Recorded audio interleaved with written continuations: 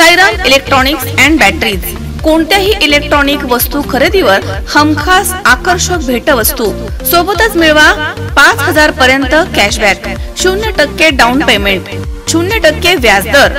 Sairam electronics and batteries, संपर्क 9325 42 22 32 आणि 77 09 80 59 05। चैतन्य दूध, आपल्या परिवारासाठी पिशवी बंद शुद्ध दूध, गाईचं शुद्ध गावरान तूप, श्रीखंड, आम्रखंड, पनीर, मँगो, व्हॅनिला, शाही लस्सी, दही आणि अनेक दर्जेदार उत्पादने, तसेच चैतन्य ॲक्वाची पाणी बॉटल।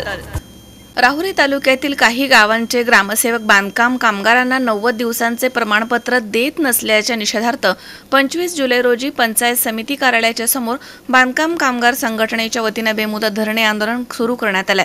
बांधकाम कामगारांच्या कल्याणासाठी शासनाने बांधकाम कामगार कल्याणकारी मंडळाची स्थापना केली आहे। मंडळाच्या मार्फत या बांधकाम कामगारांना विविध प्रकारच्या लाभाच्या योजना राबवण्यात येत आहेत। मात्र त्यासाठी या बांधकाम कामगारास सदरचे लाभ मिळवण्यासाठी ग्रामसेवक यांचे 90 दिवस काम केलेल्या प्रमाणपत्राची आवश्यकता असते।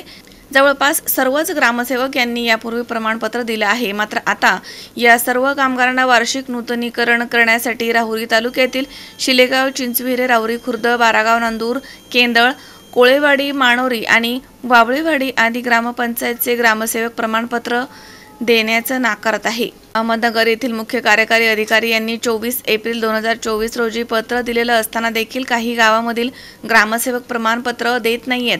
त्यामुळे बांधकाम कामगारांना शासनाच्या सदर योजनांपासून वंचित राहावं लागतंय।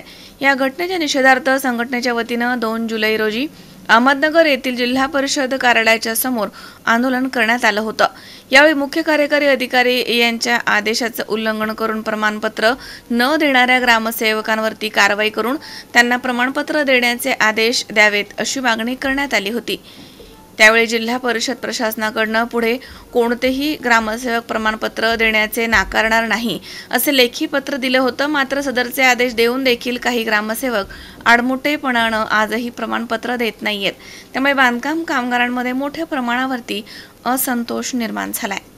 25 जुलै रोजी अहमदनगर बांधकाम विभाग जिल्हा सरचिटणीस नंदू डहाणे यांच्या मार्गदर्शनाखाली अहमदनगर जिल्हा इमारत आणि इतर बांधकाम कामगार संघटनांच्या वतीने राहुरी येथील पंचायत समिती कार्यालयाच्या समोर धरणे आंदोलन सुरू करण्यात आले।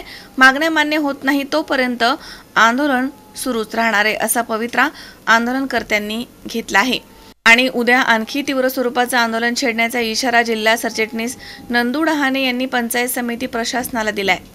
यावेळी अंबादास कोळसे, प्रदीप जगधने, दीपक वैरागर, रिजवान शेख, राजू देशमुख, अनिल शिंदे, रेवजी कांबळे, नामदेव आढाव, सोमनाथ कांबळे आदींसह शेकडो बांधकाम कामगार, महिला, पुरुष या ठिकाणी हजर होते। यावेळी आंदोलकांनी ग्रामसेवकांच्या विरोधात तीव्र घोषणाबाजी करून परिसर दणाणून सोडला।